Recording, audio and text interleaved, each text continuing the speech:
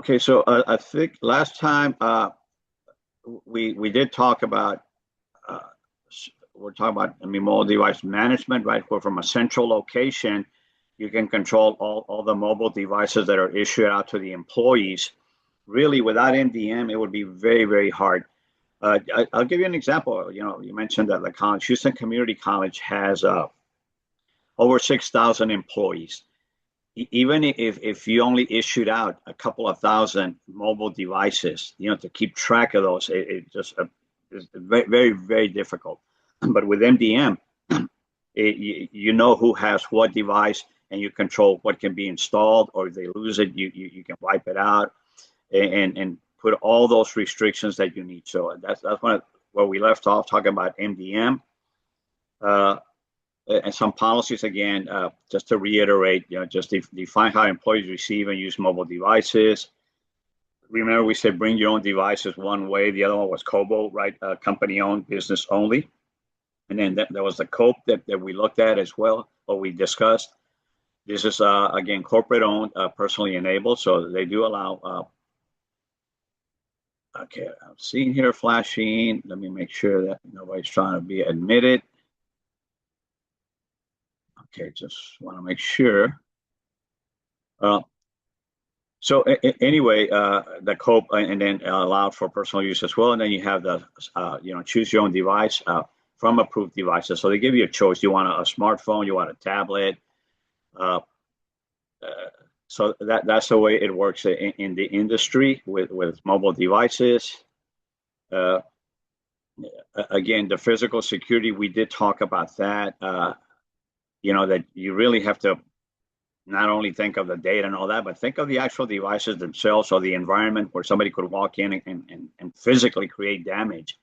So use your screen locks and cable locks to prevent theft, PIN or password, right?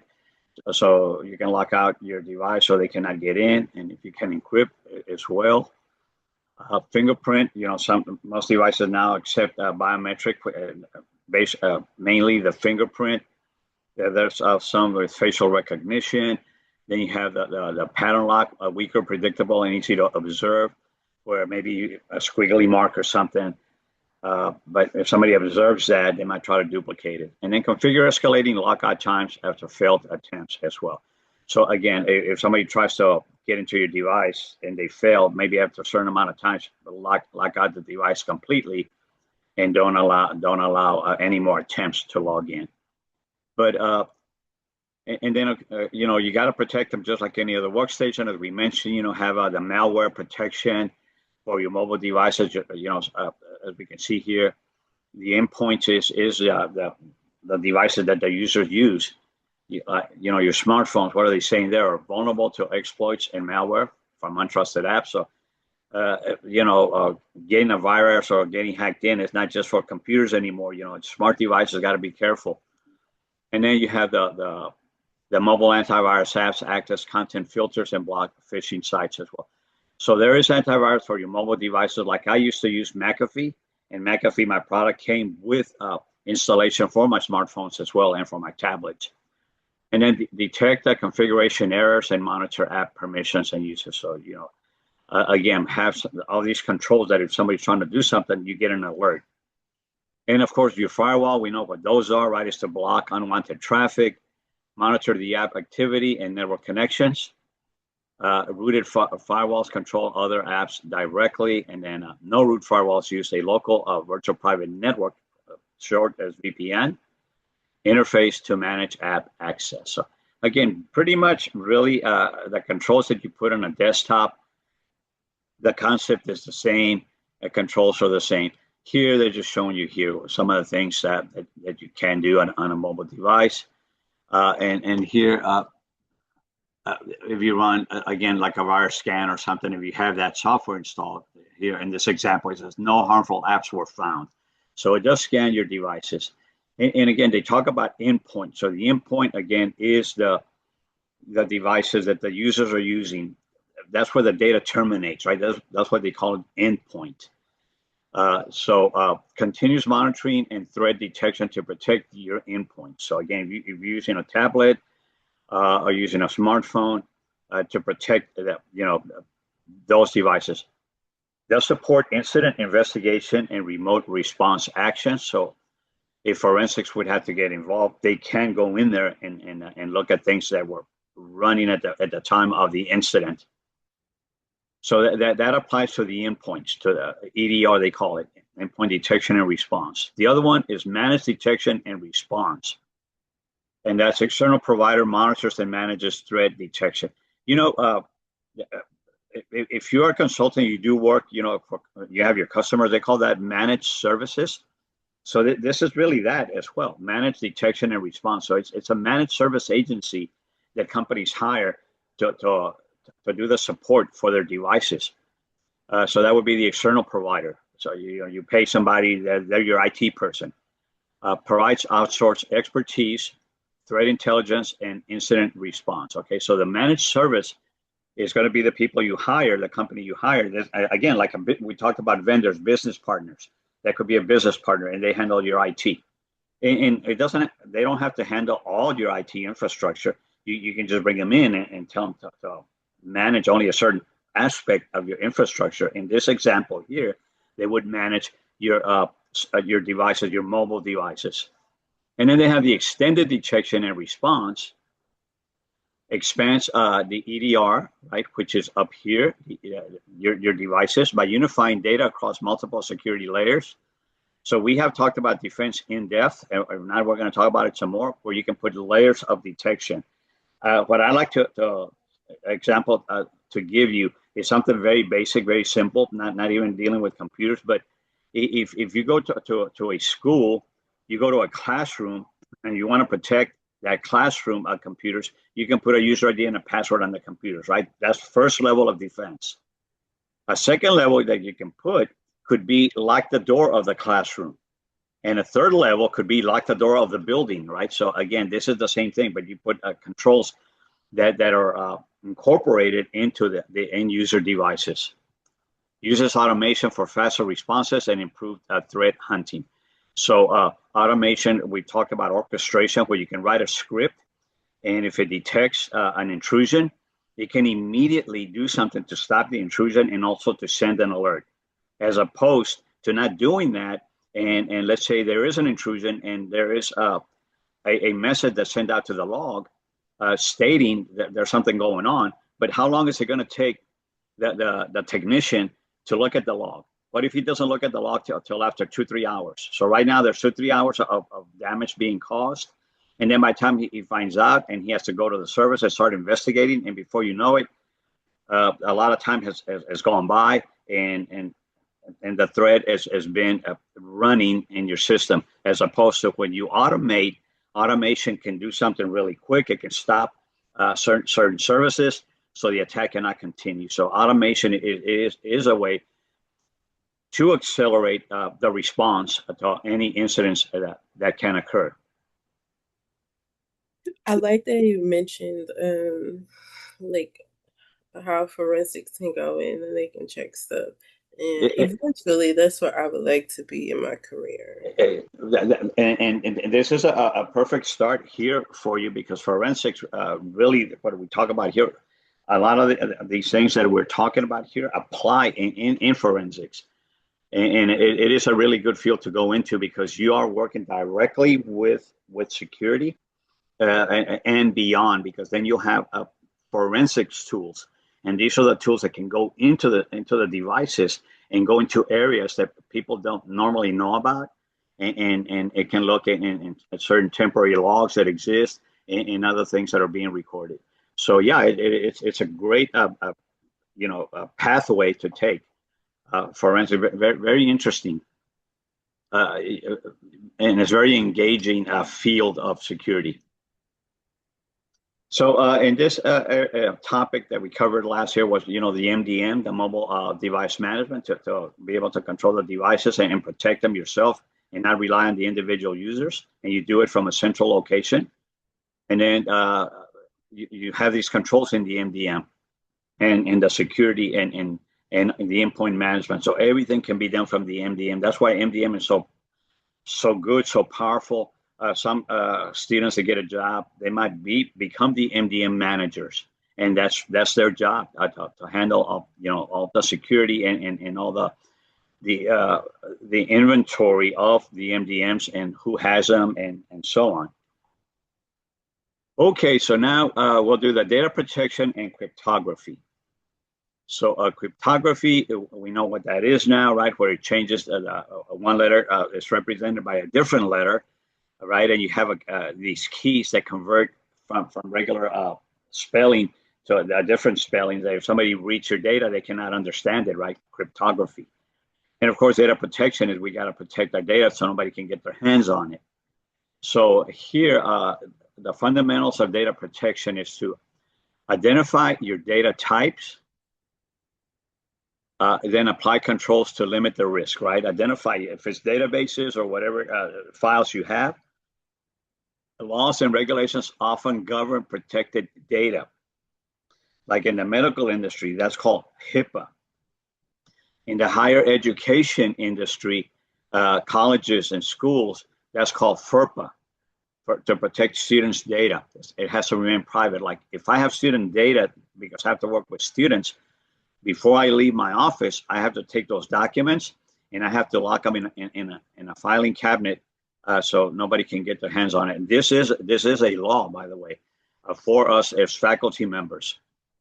And then data classification. Again, that's going to categorize your data by sensitivity, value, and needed protection. And then first step in implementing appropriate safeguards and compliance, right? You got to classify the data so you know how much protection goes with what type of data. And then you have your common labels like public, internal, proprietary, right? Confidential or restricted, and classified. So as you can see, different types of the public, of course, not too much protection needed there because it's available to the public, like your county records. If you go to the county clerk's office website, there's information of the public. For example, you can look for addresses and see who the owners of the homes are, right? So that would be considered public. But then you have the internal proprietary, that's within your organization, and only certain people that are authorized to look at it get to look at it. The general public is not. And of course, a confidential or restricted within the organization, again, only certain people can see that. For example, a good example would be HR, human resources. So not all employees can see that data, only HR. And of course, the classified is the highly sensitive data that maybe only the executives, right? The CEOs, the CFOs, and all that can see.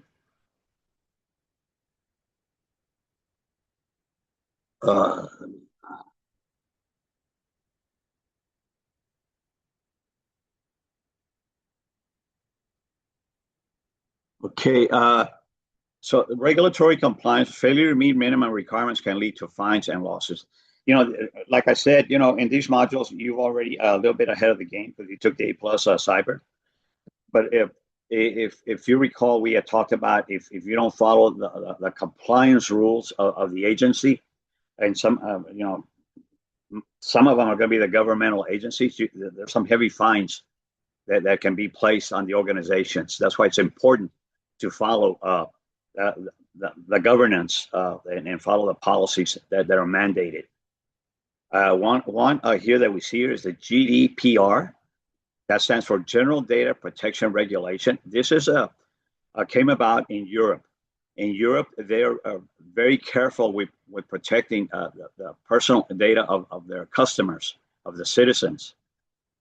It's so good that many companies in the U.S. adopted that model because it has very good protection measures for the private sector, right, which will be the customers of the organizations. Protects personal data. Okay, here we see the HIPAA that I said has to do with the medical industry, Health Insurance Portability and Accountability Act. The acronym again is HIPAA. Protects protected health information. So again, health information is very sensitive. People don't want others to know their health status and things like that. If we think of an example, let's just say somebody has, for example, HIV, right? They don't want that information to get out. as one example. There's many. Okay, there's others, but again, the HIPAA does have regulations that need to be followed. If you have a business, you accept credit cards. Well, there's regulations for that you have to follow to protect a credit card information, right? That's sensitive because if somebody steals that information, they can go and rack up a high bill on your credit card, start spending all this money, right? So again, that's the payment card industry data security standard. Again, for short, PCI DSS protects cardholder data. You know, it still happens, but not as much. How was it before? We have a credit card, you go, let's say, to the restaurant, and it's time to pay. You give your card to the waiter, they go to the back, and at that point, you don't know what's happening with your card, right? Nowadays, you go to most restaurants now, they bring the device to your table, and there you make payment there. So those are the ones that I would feel safer if I had to pay, that I can do it there and not having them take it to the back. Not only that, in the old days, they would take it to the back, and there was a copy they would keep, and then they give you the customer copy. So again, the rules have to be followed for this industry if you take credit cards. And again, it's, as they say, it's to protect data.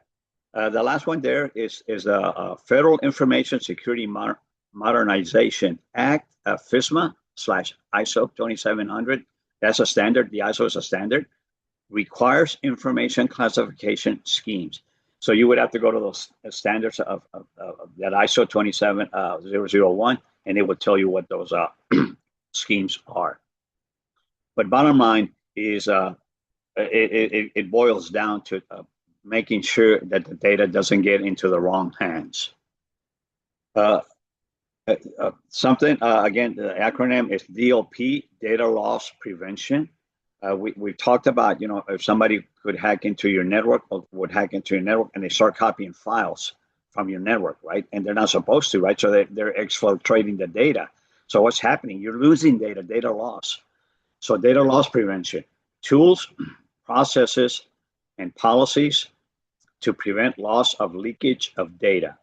It could be anybody. Somebody could copy to a USB and then walk out with it. It could be somebody's doing a contract for your company. And again, they could carry out the data in different ways. Some organizations, they disable the USB drive, the USB ports. So people cannot connect the USB and copy to it. And it falls under the category of DLP, data loss prevention. It ensures sensitive information stays where it is supposed to be. Okay, so make sure nobody's getting the data and copying over to somewhere else, because if they do that, then the protection is in its original location. And if it's moved from there, the protection is not in the new location. Then you have automates detection of policy violations and alerts security staff. So here you're going to have some controls.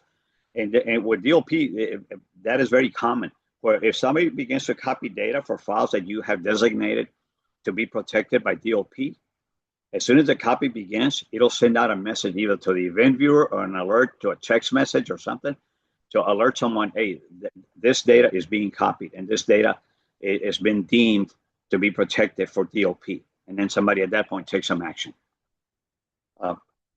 And then mitigates insider threats and reduces the human error, right? So mitigates the insider threats because we already know some of the most dangerous attackers are the insider because they already have access to your network. They're inside, right? So if they would begin to copy these files that have been linked to the DLP protection, it's going to notify someone. And then, of course, it reduces human error. If somebody, they don't have malicious intent, but they could delete a file by mistake.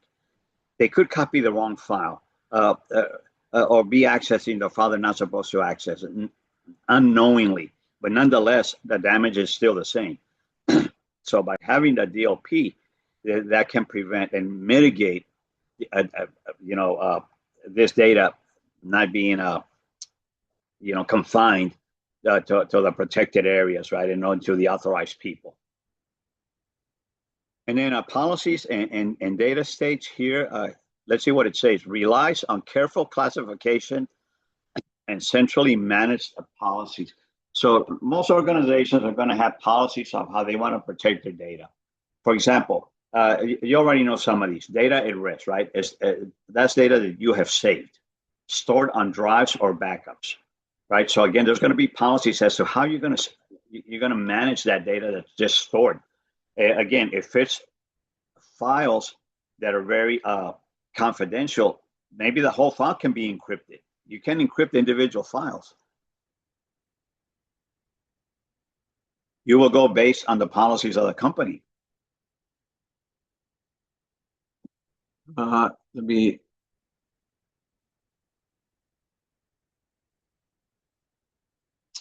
All right, we have.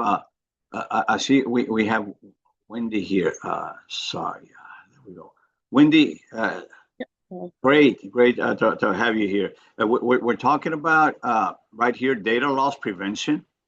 Data loss prevention is a security threat if the wrong people are getting into your network. And what it means is that they can try to steal your data. If they hack the network and they start copying the files from your network outside to their server, they're taking data. And if that data is confidential, as you know, is not a good thing. So that's what they mean by DLP. And there's tools that can be used to designate the certain files that you want to protect from the data getting exfiltrated or moved to a different location that's not protected. This DLP will prevent that. And if somebody tries to do that, it will notify the security people and network techs that something's happening, and then of course some action takes place to stop that. So ensures sensitive information stays where it's supposed to be. Automates detection of policy violations and alerts. So it will do this alert because it has that protection applied to that those specific files within your organization, and mitigates insider threats. As we said earlier, insider threats are very dangerous because those could be employees, and employees are already in your network, right? So if they're already in your network, they have access to your network. Unlike outsiders that have to struggle to get access to what's in your network, the insiders are already in there.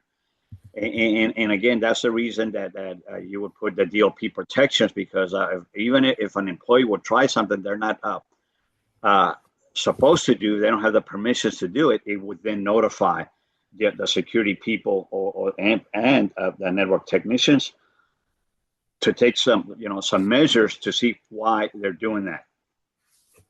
And we said sometimes the person may make a mistake and they copy the file, not realizing that we're not supposed to. But nonetheless, the damage is still the same. And then, of course, you just follow the policies and what the company has established for your data. And the data can be at different states. One would be at rest. And what is data at rest? Well, data at rest is data that's saved. You save the data, stored on drives or in backups. And Windows networks have for your files, you can go and you can click a file. Give me a minute here. Let me go try to do that real quick.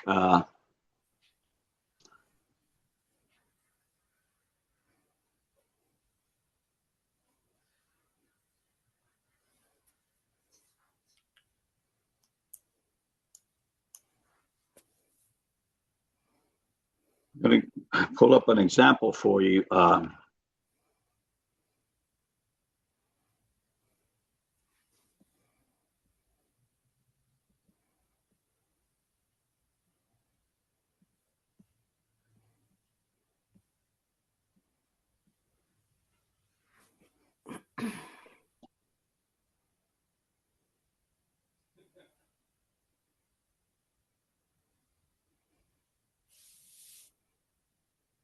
Okay, this thing.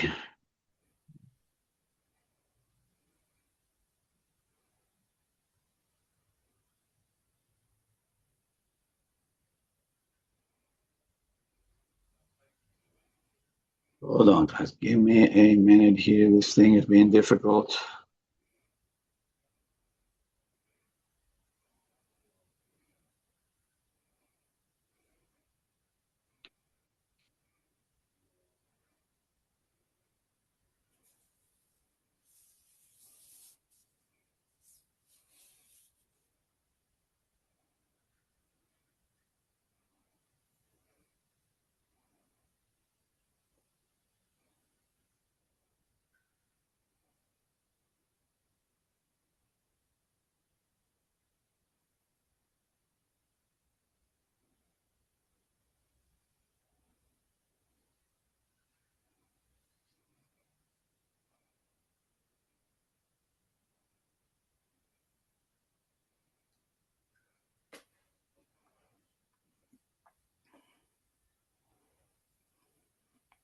Okay, so here, if I go here, let me insert something here to show you. But Windows has an something called EFS, encrypted file system.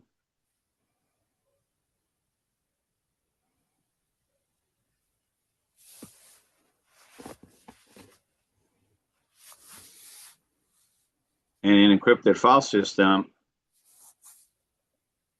you go to the file or to the folder for that matter, and you right click on that file, for example, and you select the properties. And in the properties, once you get in there, you're going to see advanced, and you go to advanced. And if you look here, advanced says encrypt contents to secure the data. You all see that? You click on that, and that's going to encrypt that file. And the only one that can see it is you. You, the user that encrypted it. If you log off, somebody else logs in, and that they see that file and they open it, they're not going to understand it because it's encrypted. So if they log off, you log back in, and you're the one that encrypted it. When you click on that file, you will be able to see it. So these are ways to protect it. Pardon? Is that like, how do I put it? So is this like a like if it's a file across a shared network, Yes, or yes. if it's like It, somebody who's logging into my computer?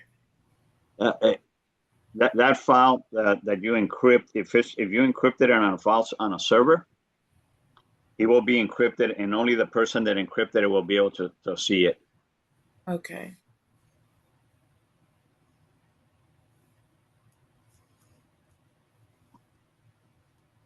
When I was doing when I go to some of my customer sites, especially when I used to do it a lot, and I would have to use their computer at their site, but I had my folders with my files.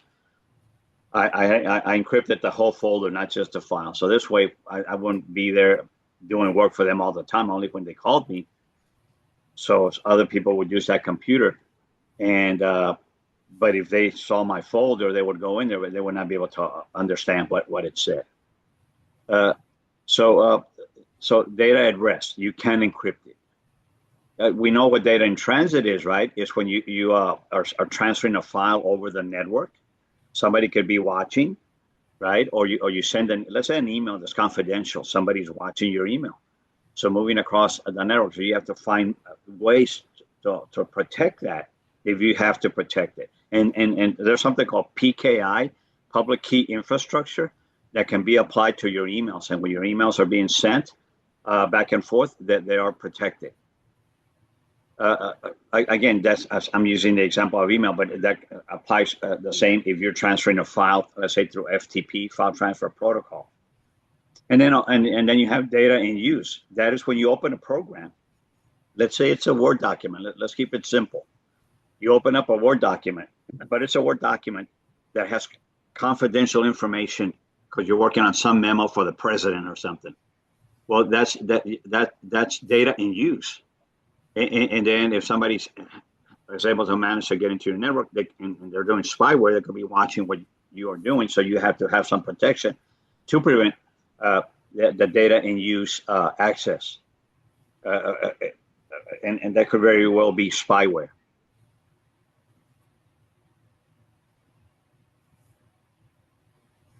So again, we talked about policy, right? So DOP, and then if you set some policies that can help protect, you can see here, you can go to policies, and here you can see under policies, and this is in the DOP. Yeah, let me just, this thing moved.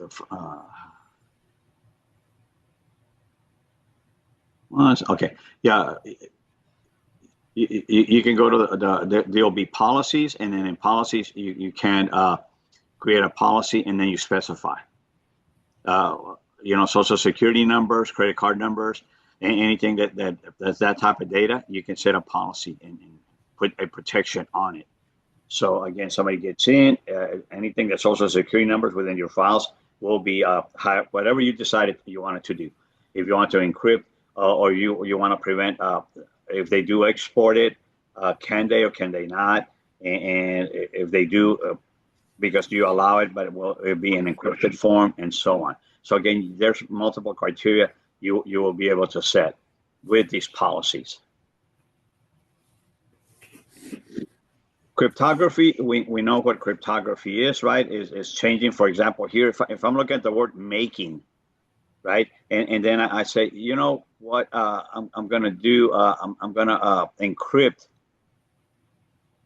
the word making, and I'm just going to just here, let's say I'm going to say the M now is going to be the X, the A is going to be the letter C, right? The K is going to be the letter R. The I is going to be the letter A. The N will be the letter, I don't know, let's just say Z. And the G is, and the N is going to be the letter D. Wow. So I'm just kind of drawing as best I can here. And then the G, then we would say that would be the letter J. So this way, when your data, for example, in transit, if the hacker steals your data and they're able to do it, that's not a good thing, but they're not going to be able to understand it, right? So that's one big way of protecting your data, as we're talking about here, protecting our data, right? Encryption is big, cryptography. So again, information is secure by encoding it. And the way you would do that is you buy an algorithm, and then anytime you need to send something, you say, okay, I'm going to send this file, and then you run it against the algorithm. You open up the algorithm, it asks you what file, you select the file, and it will encrypt it for you. Okay, so they call that the key. The key runs the algorithm on your file. When the person receives your file, they're not going to be able to understand it because it's encrypted. But you have given the person that's supposed to receive your file the key also, and when they get it, they run the key against the encryption, and they will undo the encryption, and they can read it. If a hacker steals your data, they don't have the key to unencrypt it, so they will not be able to read it. But the recipient will be able to read it because they will encrypt it. But just because they received the data, is not automatically legible to them. They have to unencrypt it. But this is something that's coordinated by the sender and the receiver. And if you know that there's a process that you do periodically and all that, you make sure that both parties have that key to encrypt, unencrypt. Many logical controls rely on encryption technologies. So yeah, because encryption in our field of security, it's a common thing. It's a good way to protect your data. Encryption allows data to travel across public networks privately, okay? Because across public networks is where not just employees of your company can be in the public network. It could be anybody, people that don't work for your company.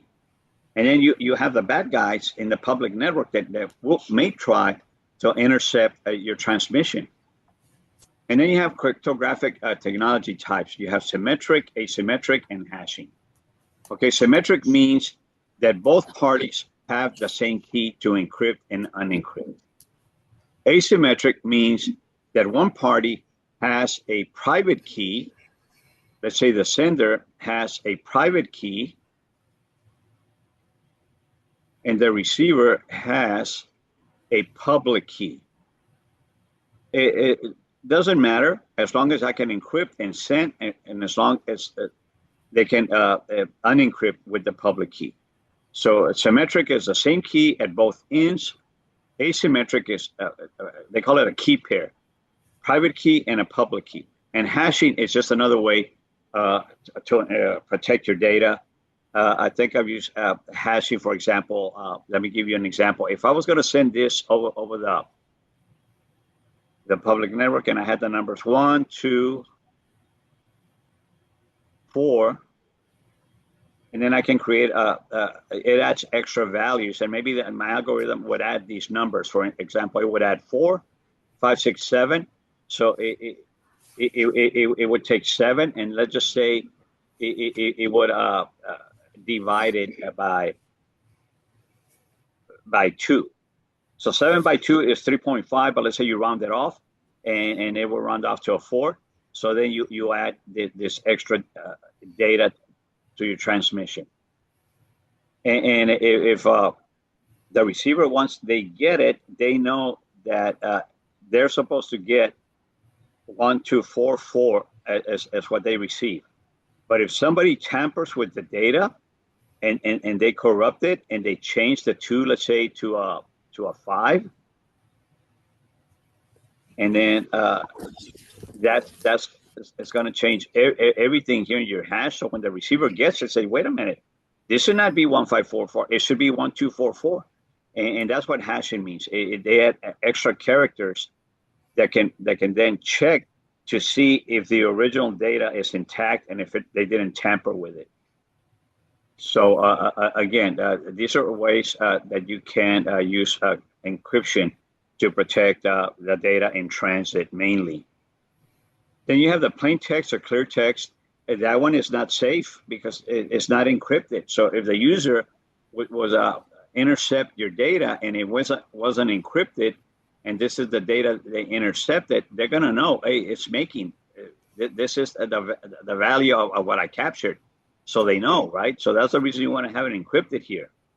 So the ciphertext is what will do the encryption, as I mentioned, this example. And then cryptographic algorithm. So it's an algorithm. We don't make them up. You go buy you go buy an encryption program, and you bring it in to your establishment, and you install it. And once it's installed, and you need to encrypt files, you click on the algorithm. The algorithm is going to ask you, what file do you want to encrypt?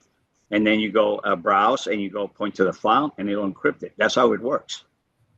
And then when the receiver gets it, they have the algorithm also, and I click on the algorithm, and they point to the file, and they select unencrypt. And again, these algorithms are called keys. Okay, so they encrypt, unencrypt, and then you have the cryptanalysis, cracking systems without the secret key. This cracking systems without the keys means somebody captured your data. Again, mainly the bad guys. They capture your data, right? They don't have the key, so they cannot understand what it says. So they're going to try to do a reverse engineering and try different algorithms to see if they're able to undo the encryption. And there's guys that try to do that, but of course, if you have a really good encryption program, they might not be able to unencrypt it.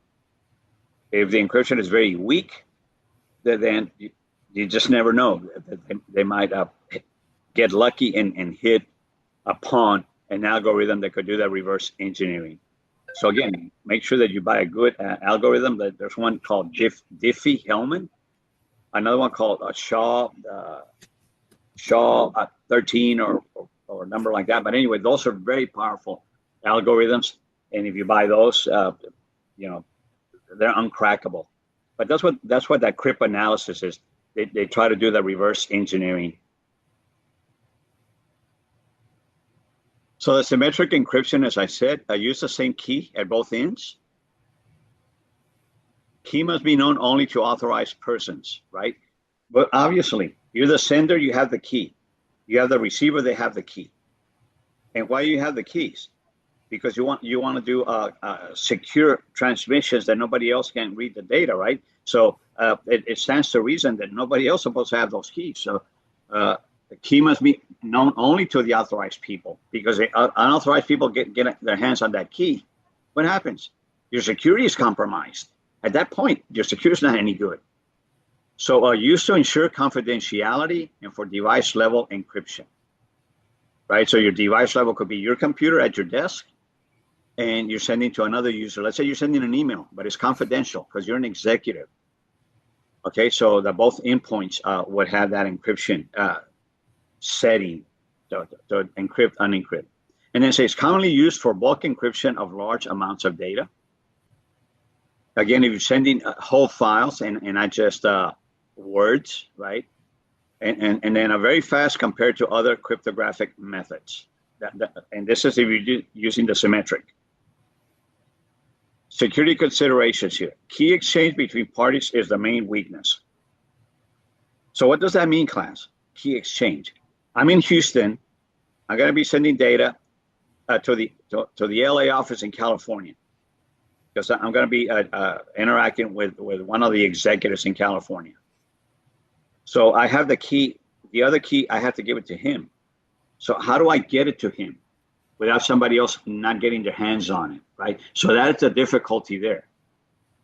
Do we get on a plane, fly over there, and give it to him? That's a good way of doing it. It's expensive, but it's a good way of doing it. So you got to find ways. The company has to have something in place to be able to deliver that key to the recipient, and making sure that it's protected and nobody else steals the key or gets their hands on that key. Because if another person gets their hands on that key, pretty much your security is gone. If an attacker intercepts the key and ciphertext, security is broken, right? So again, that's why you have to find a good way to get that key to that person. You know, there's ways. For example, you can have an FTP site. You can have your network. This could be the Houston office. And this could be the California office. And you could have a very protected FTP site. FTP site is something the company establishes. This is the FTP. And let's say everything you put out on FTP is very secure, everything. So you need to get the key to this person. You can upload it to the FTP site. You tell them it's over there. They go and they retrieve the key. Okay? That's one method to get it to them. You can see, let's see here. Let's follow the steps here. Symmetric encryption. Alice and Bob share a symmetric key, right? The key is the same for both parties. Then Alice encrypts a file using the symmetric key, right? So she's going, hello world. She encrypts it. Notice it changed the spelling of it. It's encrypted. So if somebody intercepts it, they do not know what this says, what it means. That could very well be a credit card number. And so it's a good thing that it's encrypted, because they don't know your credit card number to use it, right? So anyway, it goes, the receiver gets it, but as soon as they get it, it does not automatically unencrypt. They still cannot read it. But since they do have the key, they run the algorithm. In other words, the key, they unlock the encryption, and then it changes it back to clear text so they can be able to read it. Bob decrypts the ciphertext using the same key. So both parties have the key. Now, earlier they said the problem was you have the key in Houston. How do we get this key to Bob? So as long as that you have a safe way of doing it, you're going to be okay.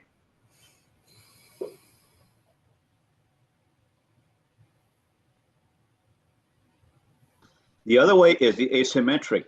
Asymmetric means there's a private key, one key, and then there's a different key called the public key. Uses a related public and private key pair. They call this technology, the asymmetric, they call it a key pair. All right, so then you have the public key encrypts. Only the paired private key can decrypt. Okay, so key pair owner publishes public key and keeps private key as secret. So the sender encrypts the message with the recipient's public key. And then the recipient decrypts the key, the text with the private key. It pretty much is the same thing. You're encrypting, you're unencrypting, except that now there's two different keys. Security considerations, intercepting public key and cipher text does not reveal the message, right? So again, more computing overhead than symmetric, and commonly used to encrypt a symmetric session key for bulk data again. And let's see how that works. So just take a few minutes and follow those steps, and then we'll go through it again together.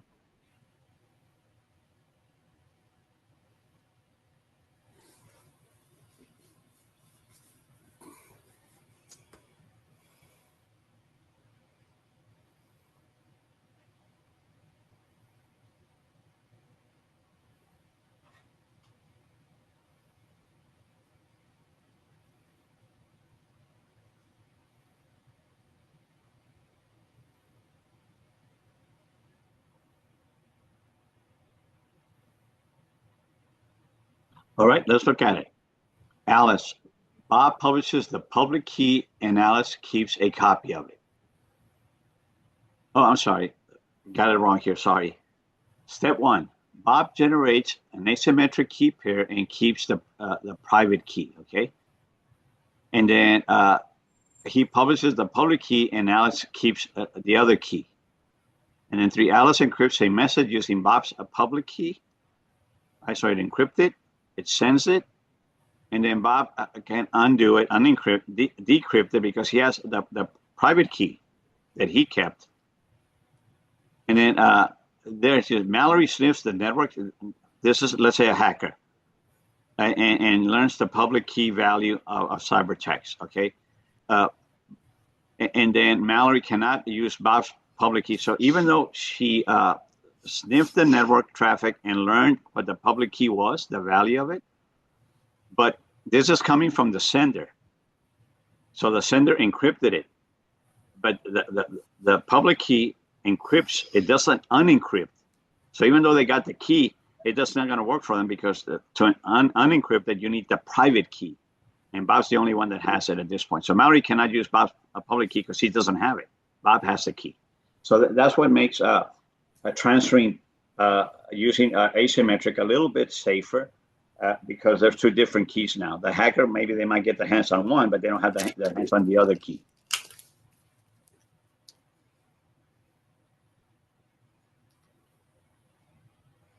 So the hashing produces a fixed length digest from any input.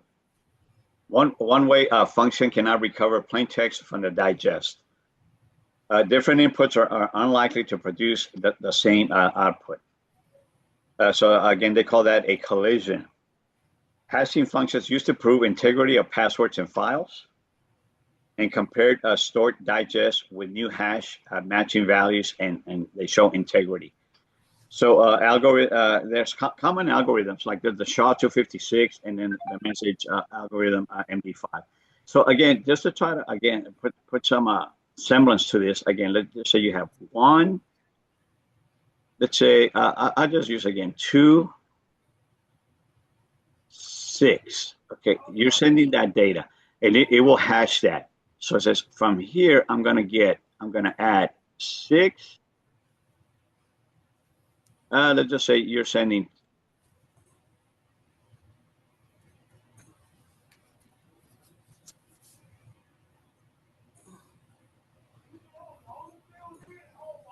you're sending 125, and it's going to hash that. It says, okay, we're going to create additional values to the main data we're sending, and the algorithm is going to add the numbers we're sending 5, 6, 7, 8. So that comes up with an 8, and then we're going to divide the 8 by 2, and then that's going to give us a 4. So when we send the data, we're going to send 1, 2, 5, and we're going to append a 4. Okay, so when the receiver gets it, and if a hacker tampered with the data in transit, and they changed the value of your data, and then all of a sudden they changed the 125. Let's say they changed it to, I'm going to put it over here. Let's say they changed the value.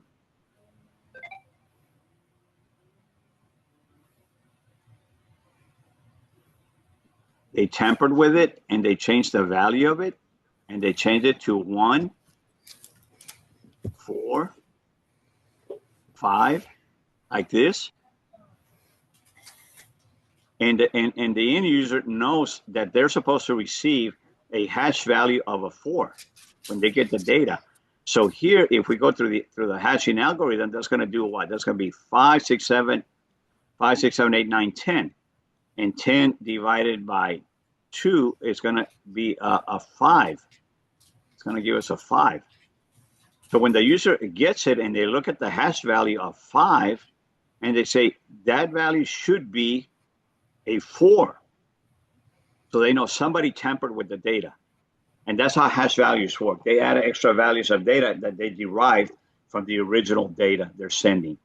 And again, you have algorithms that will do the hashing for you.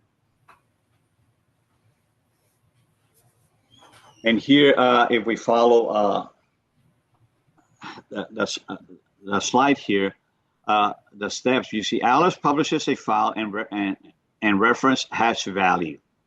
So you see hello world, it went through the process of hashing. Then Bob downloads the file and records the reference hash value. Okay, the hash value was this value that was generated.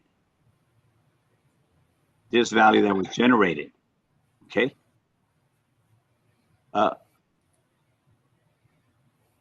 They record the hash value. Bob computes a hash and compares it to the reference value. And here in my example, I said if this is the hash value, when they receive the data, if it doesn't match a 4, and when they receive the data, the hash value was a 5, it didn't match. So that tells them somebody tampered with the data. So that's what they're saying here. Bob computes a hash and compares it to that reference value. Mallory interjects malicious download but cannot change the reference hash value. So Bob computes a hash value, but it does not match the reference, so he rejects the file. Okay, because that hash value was created here, and Bob will have that value that was created here by Alice. He'll know what that value is. So he'll know that the value created by Alice was a 4. Mallory tampered with the data, and then the data, when you run the computation on that data, it comes out with a different value of a 5. And that's what happened here. He said, okay, let me run the algorithm on the data sent from Alice. It should give me a hash value of a 4. But because they tampered with the data, the result of the hash value was a 5, not a 4. It says, okay, this data is not good. The integrity of this file has been messed up. Somebody messed with this data. So that's how hashing works. They generate a value on the data. Is that? Go ahead. So is that what happened on number 5? Because Mallory put her sticky little fingers in it. Now Bob can't read it either. Yeah. Valerie could have changed the data received, but Bob already knows when I receive the data, I'm going to run an algorithm, and I have to get a value of a 4. I have to get a value of 4. These hash values are known by the person that created it, which is the sender, and the receiver knows what the hash value is. Mm-hmm. So if Mallory tampered with the data, so when the receiver gets it, he's going to run the algorithm, and he's going to run the algorithm on tampered data, which would be this data here, and it generates a hash value of a 5. And Bob says, no, I'm expecting a 4 hash value when I run the algorithm. And this is showing me a 5. That means somebody tampered with the data in transit. When Mallory messed with it and he ran the algorithm, he did not get the same value he should have gotten that Alice told him he should have have gotten when he runs a hash on it. So it's Did just Barbary work with Alice and Bob? Because she need to be fired. yeah, uh, yeah. But it's just a way to alert and let you know the data integrity is not there anymore. Somebody tampered with your data. So that's what hashing is. Hashing is it will produce a value when you run the algorithm. You have a value here of something, and they take that value, they run the algorithm, and it creates additional entries. And then the data that's sent is this. The data that's going to be usable is this one. This is just extra so they can confirm that this data was not tampered with in transit. Because if this is the value that they're supposed to get when they receive the data, and then they run the hashing algorithm, and the value they got was not this, they got a value of this. You say, wait a minute, the hash that I'm expecting from the data I received is different. This is the hash it should have generated, and it did not. That means the data was tampered with. That's what hashing will do for you. But okay, so with hashing, by the time it's number 5, it does say, it's saying that Bob rejects the file. Yeah, at that point, it will be rejected. Absolutely. Okay. Yeah. So it's not the same. It's not the same as like when somebody gets into a file that shouldn't be in it and it kind of destroys itself. Yeah, You just don't yeah, open it. it's not the same. Because let's say Okay, that's different.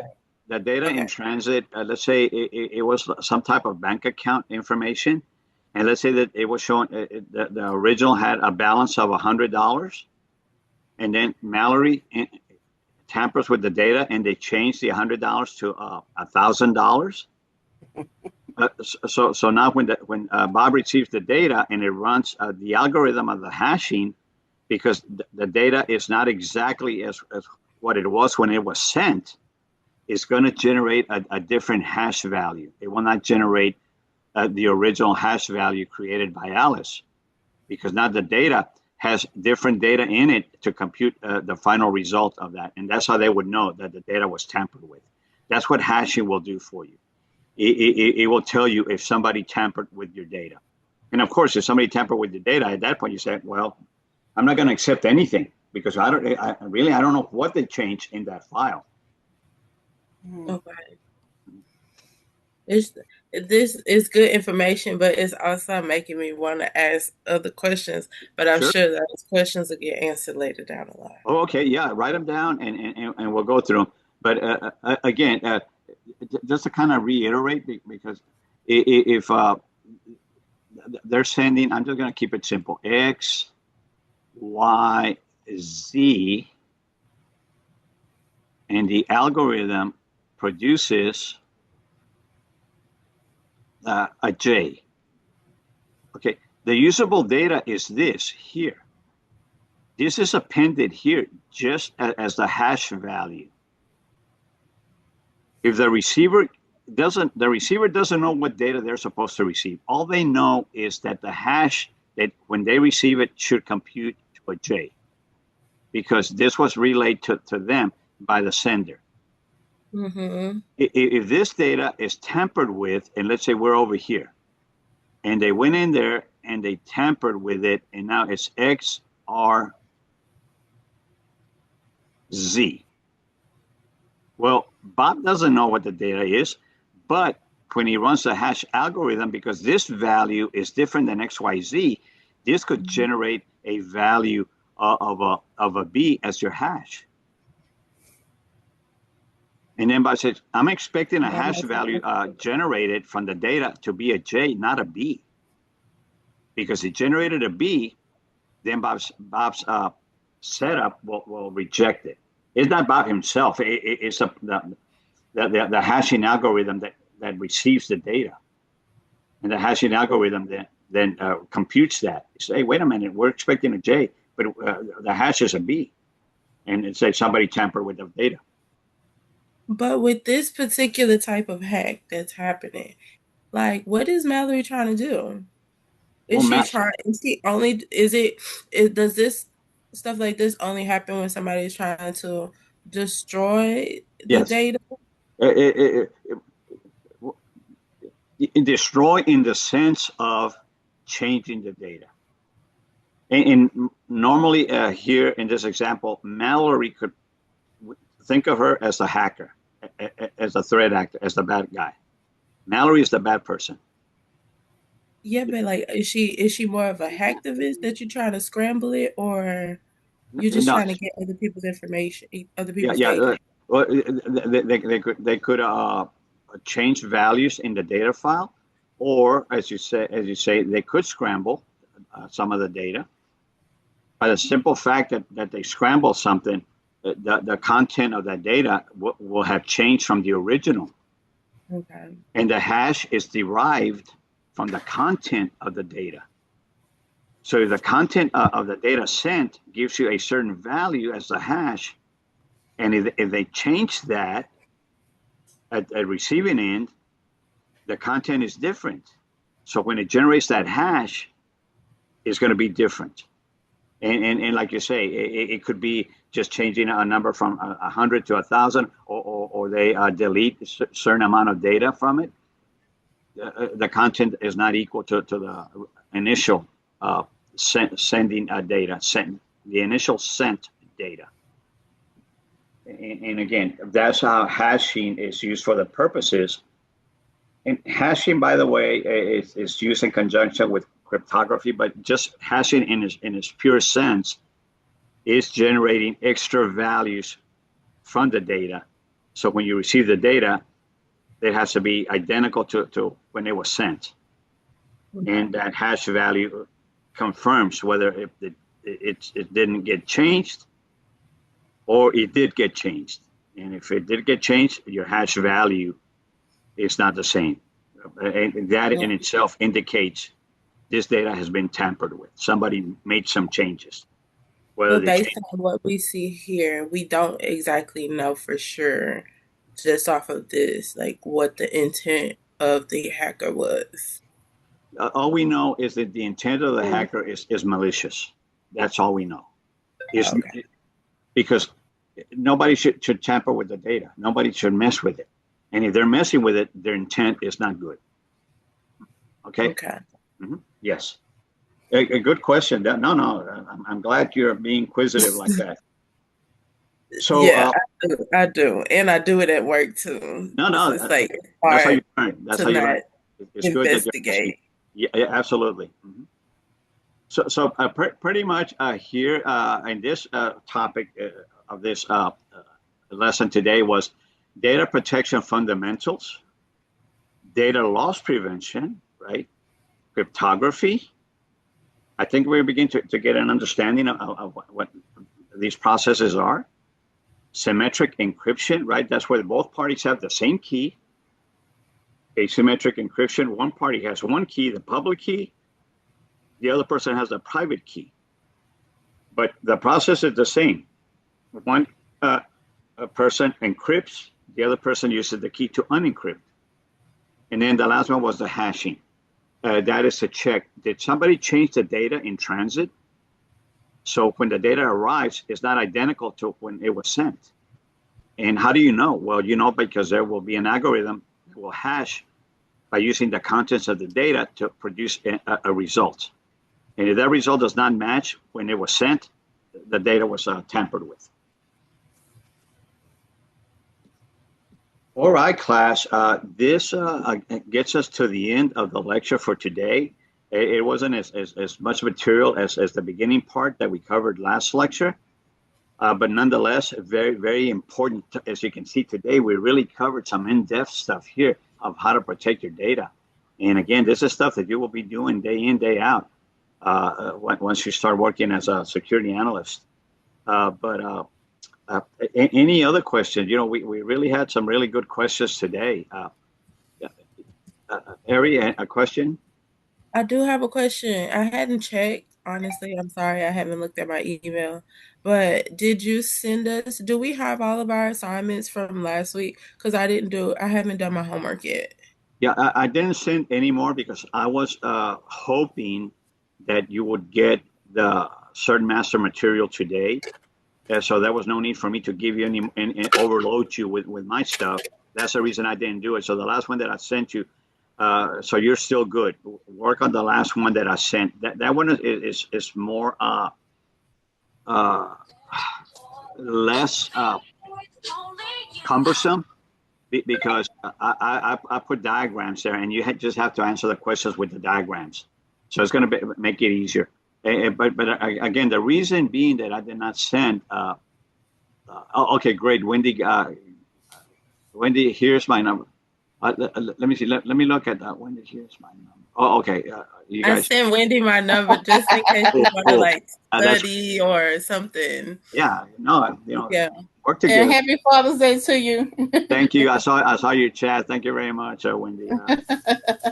The Waylon and I already exchanged numbers, and I remember like when I would talk to him, I'd be like, "Man, I need to give Wendy my number. Like Wendy, like we should all have each other's numbers Sure, sure, so we can help each and other." even working among the students, you get to learn a lot and help each other out as well. Uh, And I thank you. I am going to email Mercy today again because, like I said, officially today is the day that Certain Master Learn was put out to market. I'm So scared, Mr. Carson. hopefully, Mercy will have an answer for me. If not, tomorrow or something. But again, getting back to the reason I didn't give you another lab is because I was hoping that you get that one because once you get it, you know how the assignments work. You're going to get a lot. You know I'm all the starting assignments. from one. So we have so my I'm way question behind. to you is we have one assignment from last week, Last week, I or believe did you give There's two. you had one two that you from sent to last week? Gary, and then you had the other one. So Yeah. you already submitted one, and you have the other one, the last one that had the red circles around the infrastructure. It was about the network infrastructure. I Mhm. Let And me if you're see. missing, I can resend Because it. I did, if I'm not mistaken, that one email that I sent you, Yeah. Mr. Garza, was actually all three it was three homework assignments in one Oh, okay. email. So you got it all. I'll double check. So yeah, if you send all three, that's it. You got it. Oh, so we only had three. Yes. Uh-huh. Uh, Okay, then I'm good. because Okay. today I was hoping again that you would have your third master. But as soon as we're Okay. done here, I'm going to change to my other system, and stay on up till 10. But in the meantime, I'm going to contact Mercy, see if she's got her hands on that product. So your labs, so you guys can start working on that. And that's the reason again that I didn't send you some more because I don't want to overload you because you're already going to have your hands on the material that you need. Uh, but Honestly, we'll I'm keep you posted. scared. We'll keep you I'm posted, scared. and in the meantime, just review the lecture, what we lectured on today. Any questions come up, definitely you have the email. Send the email. So again, today at this point, we will break for lab. I know some of you are still working on your labs, and just catch up on those. Yeah, And I still need we'll, to we'll, do module seven. Module seven, remember I had an issue with it.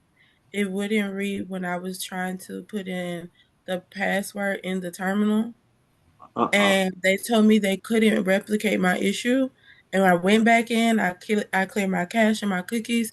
And then when I go back in there, it doesn't matter what I type into the terminal. It just won't recognize my keystrokes. okay, I know the Wayland had the same issue. He was going to send me all that information, and I never received it from him. Maybe I'll remind him, hey, go ahead and send that to me because I was going to also duplicate what you guys were doing so I could get also the same message, but he never sent it to me. But Okay. if y'all, have that or something, feel free to send it to me so I can also, help out with that process. Okay. I guess I probably have to just have my camera up, like my phone camera, up to the screen when I do it, because there's no way that. If you could, no, just if you could capture like the screen image at the end of of what it was when you got that error message or something. It wasn't an error message. It was the virtual machine. Uh-huh. And while it gives the instructions on the right-hand side of the screen, and it tells you what to type into the terminal. So, but that was doing Your virtual the A machine. plus cyber, A plus cyber. Yeah. The A Well, plus. send me the lab that you were working on so I can work that lab. It's got a number on the lab number. Okay, I can look. I can look for it. Yeah, And yeah. I'll, And if you send me that, I'll try to duplicate it. Because I have I have that material, and I can go in there and work it out and see what the error is. okay. Okay. Oh, yeah, and and then we'll try to work it out so you can complete that lab. Wendy, did you finish all of your? No, when it comes to adding and downloading and stuff, I bummed on all mine, so I'm just gonna start all over. Okay. Yeah. If you have problems, start all over. So make sure that it works, so you can get a good And I understanding. begged my son. He works on computers. He know how to build those computers. And I told him come in here and help me. And he told me I'm supposed to learn on my own. If it's supposed to help me for a job. So I just kind of that's work. and that's so crazy because me being somebody who works with computers, Mm-hmm. CompTIA makes me very angry.